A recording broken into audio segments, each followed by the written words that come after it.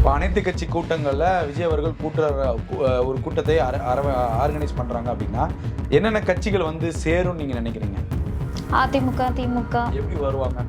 அவங்க தான் கேட்குறாங்க. எப்படி வருவாங்க? இன்றைக்கு அமைச்சர் நிர்மல்குமாரே சொல்றாரு, இந்த மேகதாது பிரச்சனைக்கு கடிவாளம் போட்டதே கருணாநிதிங்கிறாரு. திமுக அதிமுக கர்நாடகாவை நம்பி தொலைய வேண்டாம், நமக்கு வரக்கூடிய மழை பொழிவுகளை வைத்து நம்ம நீர்நிலைகளை நம்ம சரி செஞ்சுக்கலாம். அப்படி நீங்க எடுத்த முயற்சிகளை சொல்லுங்க. இது வரைக்கும் எதுவும் இல்லை. என்ன சொல்லுங்க, நீங்க பட்டியலிடுங்க. எதுவும் இல்லை. பேசலாமா அதை பத்தி? விஜயிடம் நீங்க கோரிக்கை வைக்கக்கூடிய இடத்துலயா நீங்களா இருக்கீங்க? விஜய்க்கு ஆலோசனை கொடுக்கக்கூடிய இடத்துலயா நீங்களா இருக்கீங்க? இன்று கர்நாடகாவில் இந்த காவிரி பிரச்சனைக்கு எல்லா இனம் பேசக்கூடிய, மொழி பேசக்கூடிய சின்ன கட்சியில இருந்து பெரிய கட்சியில இருந்து எல்லாம் ஒரே ஸ்டேஜ்ல உட்கார்ந்து இங்க உட்கார முடியுமா? நம்மளுடைய மழைப்பொழிவுகளை வைத்து நம்மளுடைய நீர் ஆதாரங்களை பெருக்குவதன் மூலியமாக நாங்கள் திட்டங்களை சரியாக செய்திருந்தாலே நம்ம இன்னொரு மாநிலத்தில் அரசுகிட்ட நம்ம தண்ணிக்கு பிச்சை எடுக்க வேண்டிய அவசியமே இல்லைங்க. புரியுதா? தற்காலிக ஊத்தே நமக்கு கடல் காவிரி படுகைகள்ல நம்மளால ஏற்படுத்த முடியும். அப்போ 50-60 ஆண்டுகளாக உங்களால் சரி செய்ய முடியாத ஒன்றை 60-70 நாட்களில் வந்த முதல்வராக இருக்கக்கூடிய விஜயினால் என்ன செய்ய முடியும் என்பது திமுகவுக்கும் தெரியும், தாவேகா மீது விமர்சனம் வைக்கக்கூடிய எல்லாருக்கும் தெரியும். ஏன் பேச மாட்டீங்க? உண்மையை பேசுங்க சார், உண்மையே பேசுங்க. அதாவது காங்கிரஸ் உடைய ஆட்சி 15 வருஷமாக மத்திய அரசில் இல்லாத போது 29 விஜய் அவர்களால் காங்கிரஸ் ஆட்சிக்கு வந்தால் பாஜகவுக்கு நெருக்கடி வருமா வராதா? அந்த சூழலை பாஜக கர்நாடகாவில் இப்ப ஏற்படுத்தியிருக்கு. இந்த மேகதாதுவை வைத்து அந்த பாஜகவுக்கு தமிழ்நாட்டிலிருந்து சில கட்சிகள் மறைமுகமாக ஆதரவு தருகிறது. அந்த சில கட்சிகள் என்னங்கிறது மக்களை தெரிஞ்சுக்குவாங்க.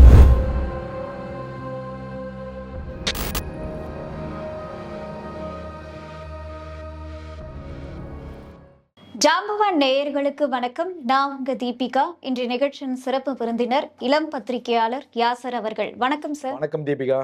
சார், தமிழகத்துல மிகப்பெரிய பிரச்சனையா போயிட்டு இருக்கிறது இந்த மேகதாது அணை காவிரி நீர் பிரச்சனை. ஸோ இதுக்காக முதல்வர் அவர்கள் கர்நாடகா போறதாகவும் இருந்தது. அதுக்கப்புறம் அந்த முதலமைச்சரே வந்து வேண்டாம், சூழ்நிலை சரியில்லை அப்படின்ற மாதிரி சொன்னார்.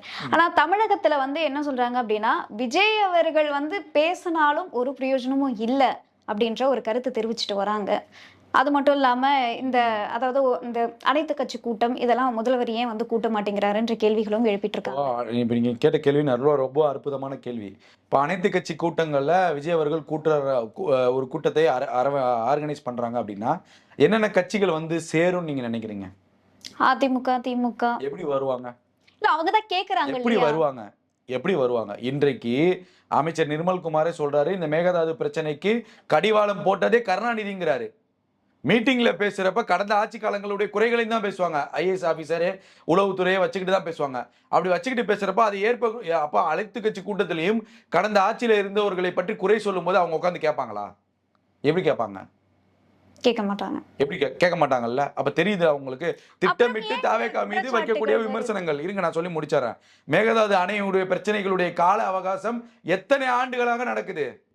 இது பல வருடங்களாக நடக்குது. உங்களுக்கே தெரியும். நீங்க தமிழ்நாட்டுடைய மானம் போயிரும், தமிழ்நாட்டுடைய இது போயிரும் சொல்லி நீங்க பிரச்சனை கிளப்புறீங்க. இந்த பிரச்சனைக்காக நீங்க போனது லீகலாக போய் திமுக அதிமுக செஞ்சது என்ன? திமுக அதிமுக செஞ்சது என்னமா? லீகலா போனீங்கல்ல, என்ன செஞ்சீங்க? இது வரைக்கும் மனம் கொடுத்திருக்காங்க. நான் கடந்த வீடியோக்கள்ல உங்கள்ட்ட பேசுறப்பையும் சொன்னேன், தாவேகாவுக்கு இக்கட்டான ஆட்சி சூழலை ஏற்படுத்தி விட்டு சென்றது கடந்த ஆட்சியாளர்கள். அதை சரி செய்யக்கூடிய இடத்துல தாவேகா இருக்கு. இந்த 60 நாட்களில் தாவேகா செய்யக்கூடிய விஷயங்கள் பெருமளவுல மக்கள்கிட்ட பாராட்டப்படுகிறது. லஞ்சம் ஒழிக்கிறதா இருக்கும், லஞ்சம் எல்லா ஆபீஸ்லயும் லஞ்ச ரைடு போகுது. இன்னைக்கு காவல்துறை அதிகாரிகளுடைய நிகழ்ச்சிகளாக இருக்கட்டும், எல்லா காவல்துறை அதிகாரிகள் முகத்திலும் ஒரு மகிழ்ச்சி தெரியுது. எப்பாடா நாங்க காப்பாற்றப்பட்டுட்டோங்கிறது தெரியுது. ஒரு பிரஷர்ல இருந்து தப்பிச்சிட்டாங்கன்னு தெரியுது. ஒவ்வொரு காவல்துறை அதிகாரிகளும் ஆளுகின்ற அரசியல் கட்சிகளுடைய அற்றுறுத்திலும் அழுத்தத்திலும் இருந்தார்கள். இன்றைக்கு வெளிப்படையாக தெரிகிறது. கடந்த ஆட்சி காலங்கள்லமா திமுக அதிமுகவுடைய அழுத்தம், திமுக அதிமுக நபர்களை காவல்துறை கைது செய்ய முடியுமா? இன்றைக்கு அதே தாவேகாவினர் மீது எஃப்ஐஆர் போட்டு உள்ள தூக்கிட்டு போய் ஜெயிலில் அடைக்கிறாங்க. இது தாவேகா அரசியல் ஆட்சி வந்ததுக்கு அப்புறம் நடைபெற்ற மாற்றம். அப்ப காவல்துறைக்கு ஒரு ஃப்ரீடம் இருக்கா?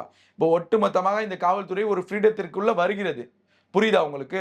ஒரு ரிலீஃப் ஆகுறாங்க எல்லாருமே. அப்ப ஒரு பெரிய மாற்றத்தை தாவேக்கா ஒன்னொன்றமாக எடுத்து வருகிறது.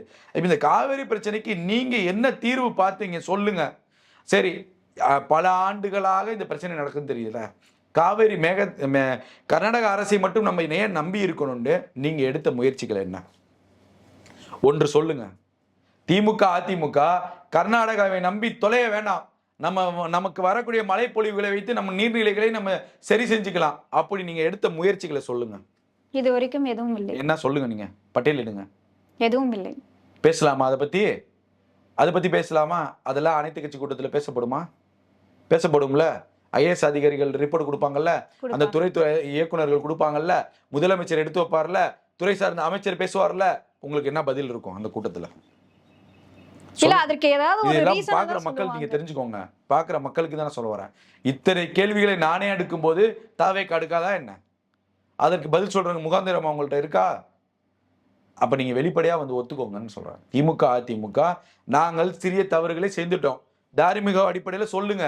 தாவேக்கா அரசினால செய்ய முடியாது, தாவேக்கா அரசுக்கு நாங்க ஆதரவு தரோம், கோரிக்கையா வைக்கிறோம், நாங்க கொடுக்கக்கூடிய ஐடியாக்களை நாங்க எடுத்துட்டு போய் கொடுங்க முதல்வர்னு இந்த திமுக, அதிமுகவை சொல்லுங்க. முடியாதுமா, சொல்ல முடியாது.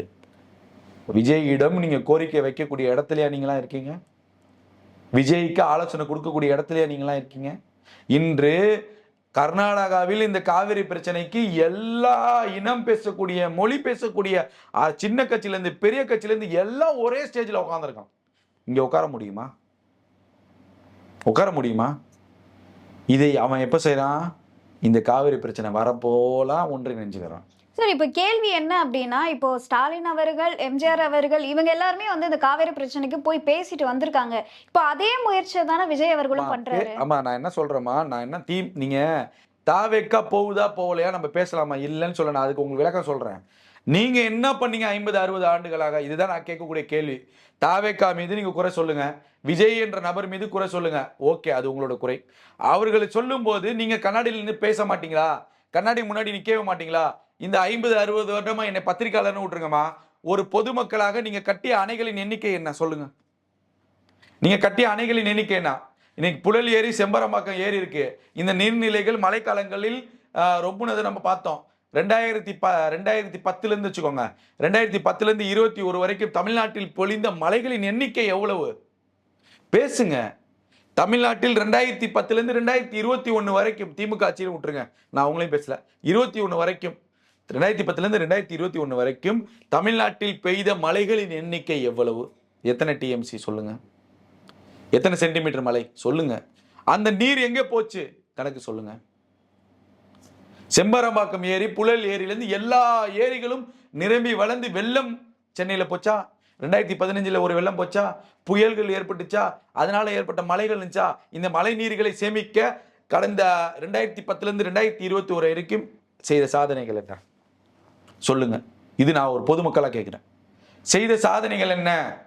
ஜெயலலிதா அம்மையார் அவர்கள் மழைநீர் சேமிப்பு, மழைநீர் வடிகால் திட்டம்னு ஒன்று கொண்டு வந்தீங்கல்ல, அந்த திட்டங்களை கடந்த 5 ஆண்டுகளில் திமுக செய்த மழைநீர் சேகரிப்பு சம்பந்தமா திமுக செய்த நடவடிக்கைகள் என்ன? இதெல்லாம் நம்ம பேசிட்டு அதுக்கப்புறம் தாவேக்காவும் பதில் சொல்ல முடியுதா? முடியாது உங்களால. மழைநீர் சேகரிப்பு திட்டம்னு ஜெயலலிதா அம்மா கொண்டு வந்தாங்க. வீடுகளுக்கு மழைநீர் சேகரிப்பு இருந்துச்சா? உங்க ஊர்ல எல்லாம் இருந்துச்சா?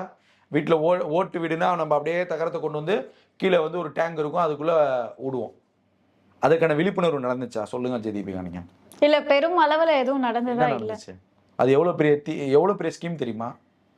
இன்றைக்கு வானத்திலிருந்து மழை பொழியுது இல்ல, தண்ணி, அதை நம்ம மொட்டை மாடில போய் கொண்டு போய் ஒரு பாத்திரத்துல வச்சு அதை சூடு பண்ணி குடிச்சாலே உடம்பில் இருக்கக்கூடிய பல நோய்கள் போகுன்னு அறிவியல் ஆய்வாளர்கள், சில மருத்துவர்கள் சொல்றாங்க. அப்பேற்பட்ட ஒரு வரப்பிரசாதத்தை நம்ம தவற விட்டோமா இல்லையா? மழைநீர் சேகரிப்பு ஜெயலலிதா அம்மையார் கொண்டு வந்ததை தவற விட்டது யார்? இது கேள்வி. ஏன் பேச மாட்டீங்க? நீங்க இந்த தப்புலாம் பண்ணிருக்கீங்கல்ல, ஏன் ஒத்துக்க மாட்டீங்க? இன்றைக்கு மழைநீர் சேகரிப்பு எங்கம்மா இருக்கு? நீங்க எங்கேயாவது காமிங்கம்மா எனக்கு. இல்ல, அதெல்லாம் நம்ம பண்ணியிருந்தாலே கடல் நீரை குடிநீராக்கும் திட்டமே நமக்கு தேவையில்லைங்கிறனா. உங்களுக்கு புரியுதாமா? நம்மளுடைய மழைப்பொழிவுகளை வைத்து நம்மளுடைய நீர் ஆதாரங்களை பெருக்குவதன் மூலியமாக நாங்கள் திட்டங்களை சரியாக செய்திருந்தாலே நம்ம இன்னொரு மாநிலத்தில் அரசுகிட்ட நம்ம தண்ணிக்கு பிச்சை எடுக்க வேண்டிய அவசியமே இல்லைங்கிற. புரியுதா? தற்காலிக ஊத்தே நமக்கு கடல் காவேரி படுகைகள்ல நம்மளால ஏற்படுத்த முடியும். அதற்கான நடவடிக்கைகள் என்ன பண்ணீங்க சொல்லுங்க. திருச்சி டு கரூர் போகக்கூடிய பைபாஸ்ல துணை முதல்வராக இருக்கும்போது ஸ்டாலின் கொண்டு வந்த ராமநாதபுரம் கூட்டு குடிநீர் திட்டத்தில் எந்த அளவிற்கு தண்ணீர் பாதுகாக்கப்படுகிறது, எந்த அளவிற்கு தண்ணீருடைய இருப்பு இருக்கு சொல்லுங்க. நீங்க கொண்டு வந்த ஸ்கீம் தான் இது. என்ன செஞ்சீங்க எல்லாத்தையுமே பேசுங்கன்னா சொல்ல வரேன். அதை கண்காணிக்க தவறிட்டீங்களா? 2021 25 வரைக்கும் நீங்க துணை முதல்வராக இருக்கும்போது ராமநாதபுரம் கூட்டு குடிநீர் அது அந்த திட்டம் நீங்க சரியாக போனுச்சாங்கிற கண்காணிச்சிங்களா? கண்காணிச்சிருந்தா இன்றைய வரைக்கும் புதுக்கோட்டை சிவகங்கை மாவட்டங்களில் தண்ணீர் பிரச்சனை இருக்கே. நீங்க தானே அந்த 5 வருஷம் இருந்தீங்க. நீங்க துணை முதல்வராக இருக்கும் போது தானே அந்த திட்டம் கொண்டு வந்தீங்க. அந்த கடந்த 5 ஆண்டுகள்ல அந்த பக்கம் போய் பார்த்தீங்களா? இன்னைக்கு வீடியோ போடுறாங்க சிவகங்கை ராமநாதபுரம் மாவட்டம் புதுக்கோட்டைகளெல்லாம் தண்ணி இல்லை. ஒரு கிணத்துலேருந்து அந்த ஒரு குடும்பமே ராஜஸ்தான் மாதிரி நம்ம எடுத்துட்டு இருக்கோம். அந்த 5 வருஷம் நீங்க இருந்தீங்கல்ல, நீங்க கொண்டு வந்த திட்டம் தானே. ஏன் வாய் திறக்கல? ஏன் வாய் திறக்கல? அப்போ ஒட்டுமொத்தமாக தாவேக அரசு நொட்ட சொல்லணும். புரியுதா? இவ்வளவு பிரச்சனைகள் இருக்கும்போது அதை பத்தி இவங்க பேசுறதே இல்லை, வாய் திறக்கிறதே இல்லை. தாவேகாவு மீது ஒரு விமர்சனம். புரியுதா? அப்போ 50-60 ஆண்டுகளாக உங்களால் சரி செய்ய முடியாத ஒன்றை 60-70 நாட்களில் வந்த முதல்வராக இருக்கக்கூடிய விஜயினால் என்ன செய்ய முடியும் என்பது திமுகவுக்கும் தெரியும், தாவேகா மீது விமர்சனம் வைக்கக்கூடிய எல்லாருக்கும் தெரியும். ஏன் பேச மாட்டீங்க?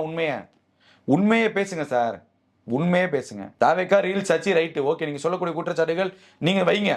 அந்த ரீல்ஸ் ஆட்சி செய்வங்களுக்கு தெரியாதுன்னு நீங்க தான் சொல்றீங்க. அப்ப அறிவுரை வழங்கலாம்ல, அறிவுரை வழங்க. போகவே வேணாம்ங்கிறது எந்த அடிப்படை? நமக்கு உச்சநீதிமன்றம் நீங்க சொன்ன மாதிரி போனா தமிழ்நாட்டின் மானம் போயிடும். சரி, நம்ம லீகலாவே போனோம். காவிரி மேலாண்மை ஆணையம்னு ஒரு உத்தரவு போடுது, தமிழ்நாட்டிற்கு தண்ணீர் திறந்து விட வேண்டும். கர்நாடக அரசுக்கு காவிரி மேலாண்மை உத்தரவுன்னு செய்தி நம்ம பார்த்தோமா? அதே மாநிலத்து முதலமைச்சர் செய்தியை பார்த்த உடனே பத்திரிகையாளர் சந்திக்கிறாரு, தமிழ்நாட்டிற்கு தண்ணி தர முடியாதுங்கிறாரு. அப்ப தாவேக அரசுனால என்ன செய்ய முடியும் சொல்லுங்க? இல்ல, பெருமளவுல ஒரு அழுத்தமாவது கொடுக்கலாம். தாவேகா அத வாய் திறந்து பேசிக்கலாம். கர்நாடகா முதல்வர் தெளிவா சொல்லிட்டாரு, இப்ப இருக்கக்கூடிய சூழல்ல தண்ணி தர முடியாதுன்றாரு. ஆனா மேலாண்மை ஆணையம் லீகலா நமக்கு என்ன சொல்லுது? தமிழ்நாட்டுக்கு தண்ணி திறந்து விடுங்கன்னு உத்தரவு போடுது. நம்மளால என்ன செய்ய முடியும்? அதுக்கு ஒரு ரிப்ளை ஏதாவது கொடுத்துருக்கலாமே. முடியாத, நான் என்ன சொல்றேன், முடியாத விஷயத்தை தாவேக தேவையில்லாம வாய்விட வேணாம். புரியுதா உங்களுக்கு? நம்மளால முடியாது, அது தெரியும். லீகலாக நம்ம ஒர்க் அவுட் பண்ணி, அதாவது நமக்கு நடுவர் நீதிமன்றமும் அமைக்கிறாங்க. ஒரு 2018 ஒரு உத்தரவு வருது, நமக்கு இத்தனை டிஎம்சி தண்ணி தரணும்ட்டு. காவிரி மேலாண்மை ஆணையம் அமைக்கப்படுது. அப்ப இவ்வளவு உத்தரவுகள் இருக்கு. உச்சநீதிமன்றத்தில் இதற்கு முன்பு ஒரு தீர்ப்பு வருது, கடைமடை பகுதிகளில் நீங்க அணைகள் கட்டக்கூடாதுன்னு. கடைமடை பகுதிகளில் தான் இந்த மேகதாது அணை பிரச்சனைகளும் வருது. அப்ப இவ்வளவு உத்தரவு உச்சநீதிமன்றம் தீர்ப்புகள் இருந்தும் கர்நாடக அரசு அது மதிக்கவில்லை, மிதிக்குது அப்படின்னா நம்ம என்ன அழுத்தம் கொடுத்தாலும் அவங்க செவி சாய்ப்பாங்களா? ஆனா இத எதிர்க்கட்சிகள் என்ன சொல்றாங்க அப்படின்னா, அதாவது விஜய் அவர்கள் இத குறித்து எந்த ஒரு அறிக்கையோ, அதாவது எந்த ஒரு விஷயம் பேசாததுனால, அதாவது காங்கிரஸையும் பாஜகவும் அவர் எதிர்க்க மாட்டாருன்ற விஷயத்தை முன்வைக்கிறாங்க. நான் இதற்கான ஒரு விஷயத்தை சொல்றேன்.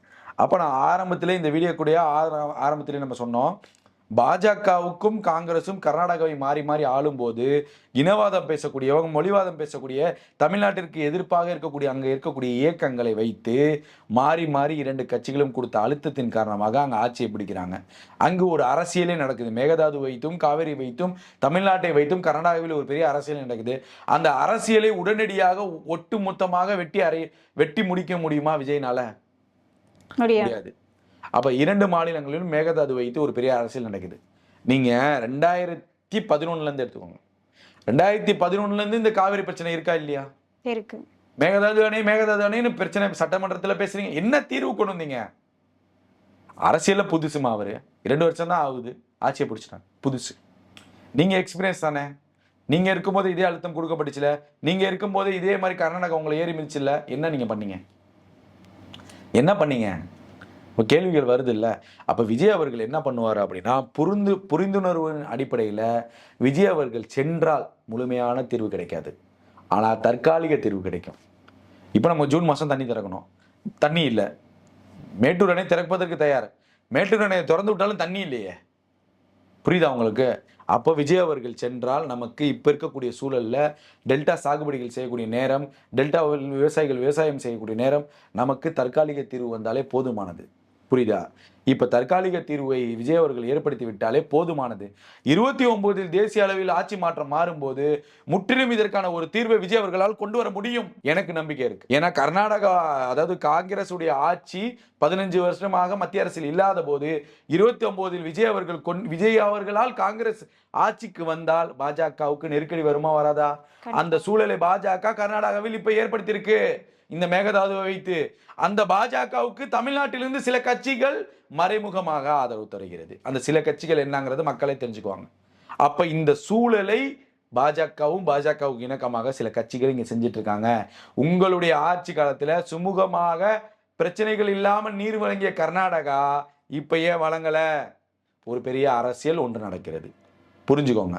அப்போ காங்கிரஸிற்கு உயிர்க்கு கொடுக்கக்கூடிய சூழலில் விஜய் இருப்பார். அப்ப விஜயை நம்ம ஆஃப் பண்ணிட்டோம்னா விஜய் அமைதியாயிருவாரு, பாஜகவுக்கு எதிர்ப்பு இருக்காது. அப்ப பாஜகவிற்கு அழுத்தம் கொடுக்கக்கூடிய வேலைகளை தாவேக்காவுக்கு அழுத்தம் கொடுக்கும் வேலைகளை பாஜகவும் தொடங்கிருச்சு. அந்த பாஜகவுக்கு தமிழ்நாட்டிலிருந்து சில கட்சிகள் அழுத்தம் கொடுக்குது.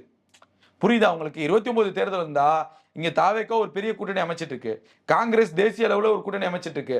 அப்ப காங்கிரஸுக்கும் திமுகவுக்குமான உறவுங்கிறது இல்லை. அப்ப அழுத்தம் யார் கொடுக்குறான்னு நீங்களே தெரிஞ்சுக்கோங்க. புரியுதா உங்களுக்கு? அப்போ விஜய் அவர்கள் சென்றால் தற்காலிக தீர்வுங்கிறது உறுதி. விஜய் கர்நாடகா செல்வது உறுதி. நிச்சயமாக ஒரு வெற்றி வாய்ப்போடு அவர் வருவாருங்கிறது உறுதி. ஆனா போனால் தற்காலிக தீர்வு 29 ஆட்சி மாற்றம் வந்தால் நிரந்தர தீர்வை விஜய் அவர்களால் ஏற்படுத்த முடியுங்கிற நம்பிக்கை அவருக்கு இருக்கு. அந்த நம்பிக்கை இருப்பதினால் தான் அவர் செல்கிறார் என்ற உறுதியை கொடுத்தார். புரியுதா? இன்றைக்கு வர வேணாம் சொன்ன உடனே இவங்க எல்லாம் பீத்திக்கிறாங்க. அப்படிலாம் கிடையாது. கர்நாடகா முதல்வர் என்ன சொல்கிறார்னா, சூழ்நிலைகள் சரியில்லை. சூழ்நிலைகள்னா அங்க இருக்கக்கூடிய இயக்கங்கள், அங்க இருக்கக்கூடிய எதிர்கட்சிகளுடைய அரசியல் அழுத்தம் அதிகமாக இருக்குது. இந்த 2 வருடத்தில் ஆட்சியை பிடித்த விஜய், அங்க நடக்கிறது கர்நாடகா காங்கிரஸ் ஆட்சி தானே, காங்கிரஸோட நல்ல உறவோட தானே இருக்காங்க. அப்ப இங்க ஒரு பெரிய விஜய் மாசியோ லீடர், சுப்ரீம் லீடர் வரும்போது அங்கு கருப்பு கொடி காட்டியோ ஏதோ ஒரு அவமானமான நிகழ்வுகள் நடந்தால் அது ஒட்டுமொத்தமாக கர்நாடகா அரசு தமிழ்நாடு முதல்வரை நடத்திய விதம்ங்கிற அரசியல் பாணி மாறிடும். புரியுதா உங்களுக்கு? விஜய் வந்தார்னா எதிர்ப்பு ஆச்சு அப்படின்னா ஒட்டுமொத்தமாக காங்கிரஸ் உடைய அந்த முகம் கர்நாடகாவில் மாறிடும், திசை திருப்பப்படும். உங்களுக்கு புரியுதா? இதுல பெரிய பாலிடிக்ஸ் இருக்கு. அப்ப இதன் விளைவாக காங்கிரஸ் கட்சியினர் விஜய் அவர்களை வர வேணாம், சுமூகமான சூழல் முடியும் போது வாங்க, இதுதான் கொடுக்குறாங்க அழுத்தம், வேற ஒன்றும் கிடையாது. விஜய் வர வேணாம், தண்ணிலாம் கொடுக்க மாட்டேன்னு அவங்க சொல்லலை. வந்தால் தீர்வு இருக்குங்கிறது அவங்களுக்கும் தெரியும், தற்காலிக தீர்வு இருக்குங்கிறது தெரியும். நாங்க கூட்டிட்டு போய் காமிக்கிறோம்னு கர்நாடக அரசு சொன்னிச்சா? அப்ப கூட்டிட்டு போய் காமிக்கும் போது விளக்கமாக விஜய் அவர்கள் புரிந்து கொள்ளக்கூடிய சூழலும் ஏற்படும். அப்ப ஒட்டுமொத்தமாக ஒரு புரிந்துணர்வு இருக்கு, இதை முறியடிக்கக்கூடிய அரசியலும் நடக்குதுங்கிற. அப்ப விஜய் அவர்கள் சென்று அவமானமாக திரும்பும் போது காங்கிரஸுக்கு அது ஒரு பிளவை ஏற்படுத்தும் தேசிய அளவில். கரெக்டா? பாஜக அதை வைத்து ஒரு அரசியல் செய்யுமா? சரிதானே நான் சொல்றது? அப்ப 29 தேசிய அரசியலை நோக்கி காங்கிரஸ் விஜயை அழைத்து செல்லும் போது அதற்கு முன்பே இங்கு ஒரு அரசியலை பாஜக நிகழ்த்த முடிவு செஞ்சிருக்கு. புரிஞ்சுக்கோங்க, இதுதான் அரசியல், வேற ஒன்றும் கிடையாது. Simple that. அப்ப விஜய்க்கு எதிராக ஒரு பெரிய அரசியல் சூழ்ச்சி நடந்துட்டு இருக்கு. தாவேக அரசுக்கு இக்கட்டான சூழல்களை சில எதிர்கட்சிகள் கொண்டு போய் கொடுத்துட்டாங்க. இதுதாமா கர்நாடகாவுடைய மொத்த பிரச்சனைக்கும் தீர்வு. அவ்வளவுதாமா. உங்களோட நேரத்தை ஒதுக்கி பல்வேறு கேள்விக்கு விளக்கம் அளிச்சிருக்கீங்க. அதற்கு நன்றி. நன்றி தீபிகா.